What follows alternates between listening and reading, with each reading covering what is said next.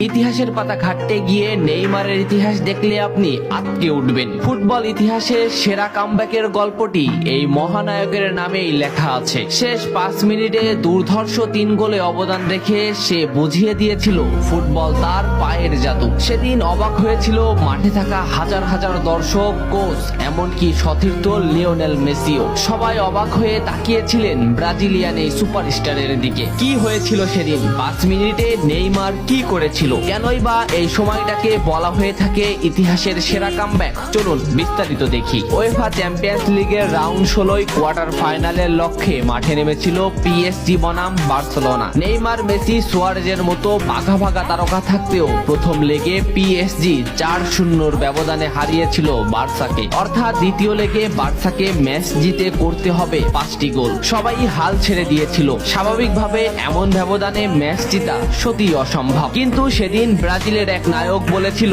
এটা সম্ভব, আমরা এটা করে দেখাবো। যেভাবেই হোক না কেন আমরা দলকে ম্যাচ জেতাতে চাই। 2017 সালের 8 মার্চ অনুষ্ঠিত হয় এই ম্যাচের দ্বিতীয় লেগ। ম্যাচের শুরু থেকে ক্ষিপ্ততা আর দক্ষতা দেখাতে শুরু করেন নেইমার। এই ম্যাচে যেন আবির্ভাব হয় কোনো এক নতুন নেইমারের। এই নেইমারকে তো কেউ চেনে না। ম্যাচের 3 মিনিটেই লুইস সুয়ারেজ পেয়ে যায় প্রথম গোলের দেখা। এরপর নেইমারের ক্ষিপ্ততায় একের পর এক আক্রমণ সাজাতে থাকে বার্সা। এদিন যেন নেইমারকে কোনোভাবেই আটকাতে পারছিল না পিএসজি। নেইমারকে আটকাতে একের পর এক ফাউলই বেছে নিয়েছিল তারা। ম্যাচের 40 মিনিটে লেভিনের আত্মঘাতী গোলে বার্সা পায় দ্বিতীয় গোলের দেখা। ম্যাচের 50 মিনিটে ক্ষিপ্ত থাকা নেইমারকে ডি বক্সের ভিতর ফাউল করে ফেলে দেওয়া হয়। এতে বার্সা পেয়ে যায় পেনাল্টি। পেনাল্টিতে গোল করে দলকে এগিয়ে নেন লিওনেল মেসি। তবে যেমনটা ভাবছিলেন এই ম্যাচের গল্প ফুটবল বিধাতা তেমন ভাবে লেখেননি। 62 মিনিটে বার্সার কফিনে শেষ প্যারাটা পুড়ে দেন এডিনসন কাভানি। এতেই স্তব্ধ হয়ে যায় ক্যাম্প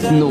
আশা ছেড়ে দেন বার্সা কোচ লুইস এনরিক। শুধু কি তাই, স্তব্ধ হয়ে যান লিওনেল মেসিও। তবে সেদিন একজন দমে যায়নি। নামটা কি কমেন্ট করে জানান। বার্সা গোল হজমের পর লিওনেল মেসি ম্যাচের সম্পূর্ণ দায়িত্ব দেন নেইমারের উপর। আবারও শুরু হলো খেলা। ডি বক্সের বাইরে নেইমারকে ফাউল করে ডি মারিয়া। এই পজিশনে 88 মিনিটে বার্সা একটা ফ্রি কিক পায়। তবে এই ফ্রি কিকের দায়িত্ব নেইমারের কাছে বুঝিয়ে দেন মেসি। শট করেন নেইমার এবং করেন অসাধারণ গোল। এই ফ্রি কিকটা বার্সার ইতিহাসের সেরা ফ্রি কিকের একটি হয়ে রয়েছে। এর 2 মিনিট পর সুয়ারেজকে আঘাত করে পেনাল্টি পায় বার্সা। পেনাল্টি নিতে আসেন নেইমার জুনিয়র। সেদিন বার্সা নেইমারের উপরই আস্থা খুঁজে পেয়েছিল। পেনাল্টিতে অসাধারণ গোল করেন নেইমার। এমন পরিস্থিতিতেও 5 গোল করে ম্যাচ সমতা এনেছে বার্সা। এর কিছু সময়ের পরে চলে আসে সেই মাহিন রক্ষণ। ম্যাচের এই মোমেন্টটা লক্ষ্য করুন। ডি বক্সের কিছুটা সামনে নেইমারের পায়ে বল।